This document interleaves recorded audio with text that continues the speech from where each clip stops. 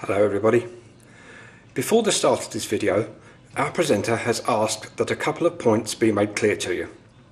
Number one, our presenter is not in any way A, a Volvo Penta engineer, B, trying to impersonate a Volvo engineer, or C, connected to Volvo Penta in any way.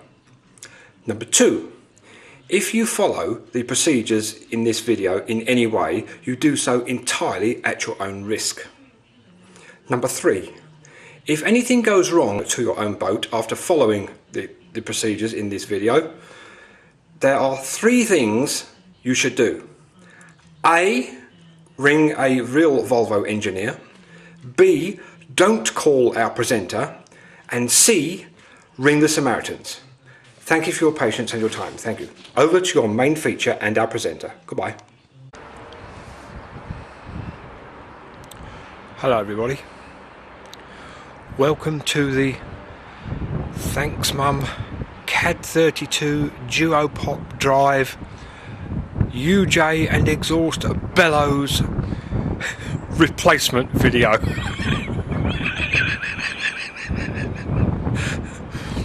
It's halfway through December. It's colder than Siberia on a particularly cold week, and I rang Key Parts about 10 minutes ago and ordered the bellows, the UJ bellows and the exhaust bellows, and just to make sure they got some in really. I mean, I don't start anything until I know I've got all the bits, and I shall endeavour to try and make a video on how I do it. Whether I'm doing it right or wrong, I neither know nor care, but I'm just going to show you how I do it. If it's any help to anyone, all well and good. If not, tough, and sorry to have wasted your time. But anyway, I'm not starting it today, but just thought I'd get this bit of video done because there's a weak bit of sunshine in the sky, although it's still minus 150 degrees, give or take an hour, give or take a degree rather. But I don't know how I'm going to actually work this video because as you all know, I can't stand the cold. So I think I should be doing 5 minutes work on the leg and the bellows, etc., and 2 days at a time sitting on the radiator to get over the shock. So how it's going to work, we'll suck it and see. But anyway, that's the plan. See you later. Bye. Okay, people.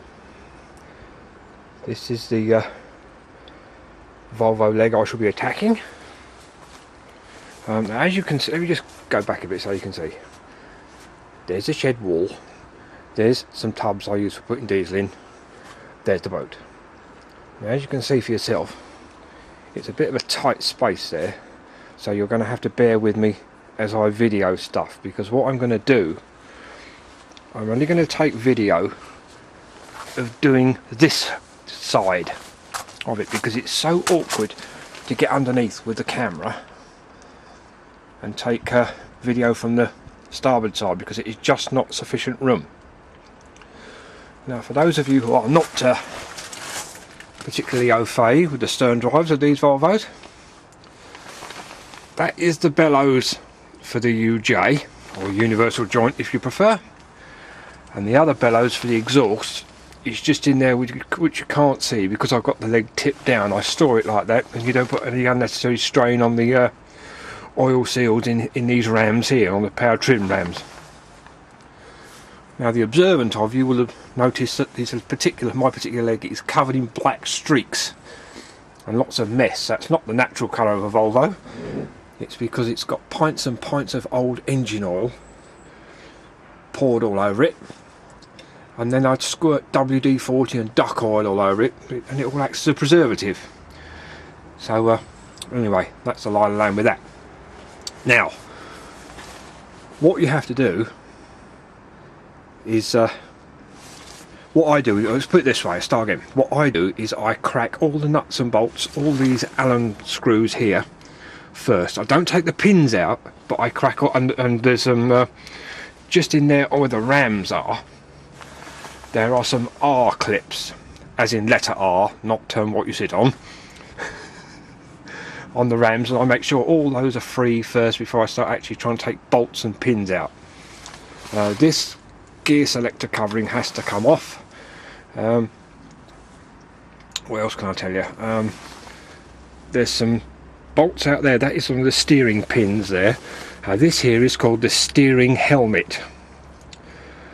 No sniggering at the back, please, it's only a name. And you have to release that and push that right back. Now, just in there, I don't know if you can see it because it is quite dark, is the little gear wheel that is the sensor for the trim tab indicator. Now, what I do, or will be doing, is pushing that all the way back up under there till it stops, because that's like a rack and pinion just there, until it goes right back up into the top, and that will hold it in position, because you don't want to move that or let it come forward, because if you do, you will upset the reading on the trim tab gauge. You might lose a couple of degrees or something. Anyway, you'll bugger it up. So don't do that, because you're very silly if you do. It's actually, it's quite heavy. It's not heavy because most of it's aluminium casing, but it's very awkward when the boat is on the trailer like mine, which means it's about 2 foot lower than if you had it on the boatyard standing on blocks. So although you can lift it off on your own, I shan't be doing it. I shall get Dave to come around and give me a hand. Else I'll punch his head in. Anyway, as I said earlier, it's minus 403 degrees and I'm already starting to shiver. So I just thought I'd take a little bit of video before I actually started the job. It's a case of before, during and after. I'll just try and go around the starboard side and let you see, but don't hold your breath. You see, basically they are the same either side, so whatever you do one side, you've got to do the same bolts on the opposite side. That's the cunning plan. It also is a lot easier if you take the props off. Now I shall be taking the props off, although I don't need to change the oil or the oil seals, because I did them in the summer, and I have checked again and there's no water in the oil is as good as new, and blah blah blah blah blah. So that will do for now. I'm already starting to shiver and I haven't got a spanner out yet, so I'm afraid it's a case of camera off and go and thaw out. So that was a whole 5 minutes out here and I'm shivering.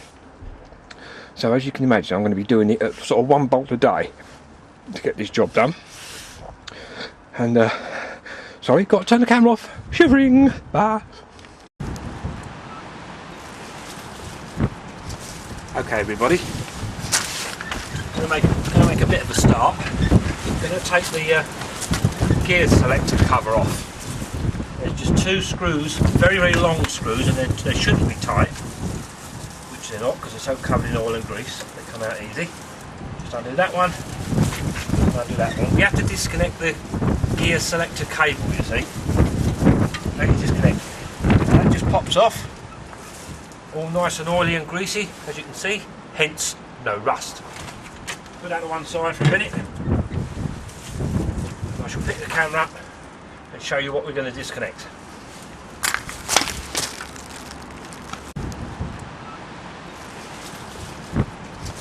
Okay, everybody. Going to make a bit of a start. Going to take the gear selector cover off. There's just 2 screws, very very long screws, and they shouldn't be tight, which they're not because they're so covered in oil and grease. They come out easy. Just undo that one. Undo that one. We have to disconnect the gear selector cable, you see. Now you disconnect it. That just pops off. All nice and oily and greasy, as you can see, hence no rust. Put that to one side for a minute. I shall pick the camera up and show you what we're going to disconnect.